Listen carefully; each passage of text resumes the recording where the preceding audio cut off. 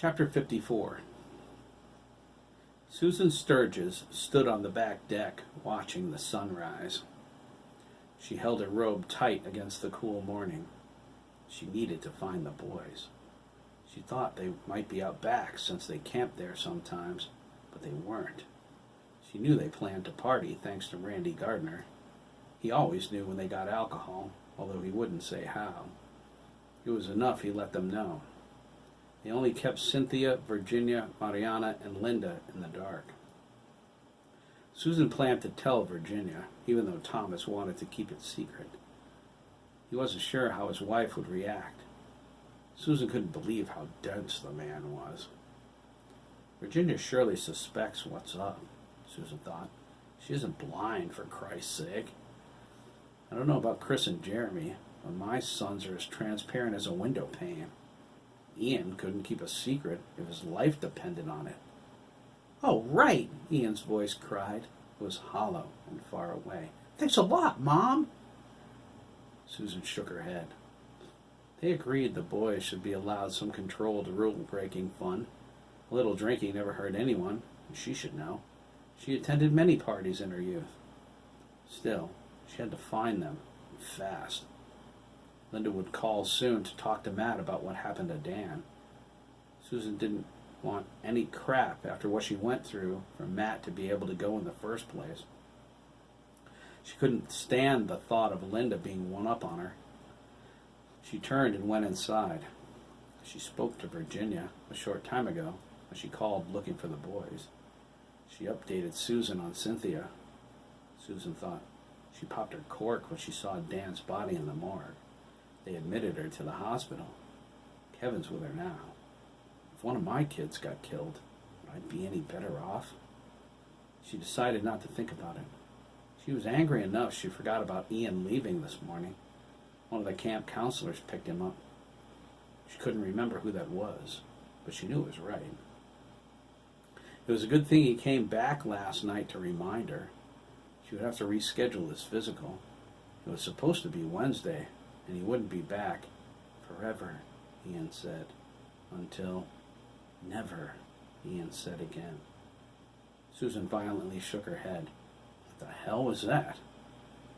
Ian would be glad about missing the physical at least. He got incensed every time Dr. Stone touched his testicles. Ian thought the doctor had some superlative nerve going there. There was the ball game, too.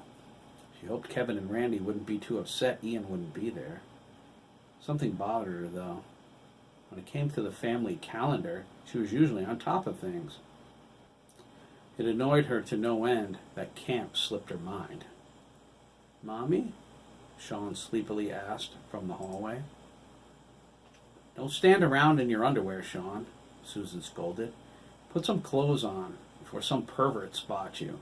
Do you want to end up on a milk carton? What are you doing up?" Sean frowned. "I had a bad dream. Is everything okay?" Susan squatted down and hugged him. His soft skin was as warm as toast.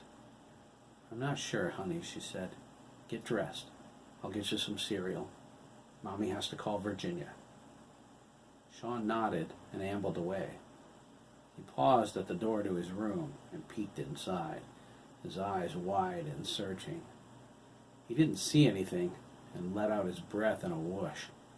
He slipped in and opened his shades, filling the room with light. Nope, Sean thought, relieved. No bloody, icky, scowling Ian anymore. Phew, that's good. It was the worst nightmare ever. Susan called the McKees. Virginia answered in the first half of a ring. "Hi, Virginia," Susan said. "It's me." "Any luck?" Virginia whispered. She was still on the couch. Dougie was asleep in her lap. Thomas was in the shower. "Is Dougie still sleeping?" "Yes. He looks peaceful." "Too bad it won't stay that way," Susan sighed. "To answer your question, no. They have a dozen different campsites. They weren't out back. Susan's sure to be calling soon. We have to find them." "Hang on," Virginia said. "I'll call Lyle." He gave them a ride to wherever they went.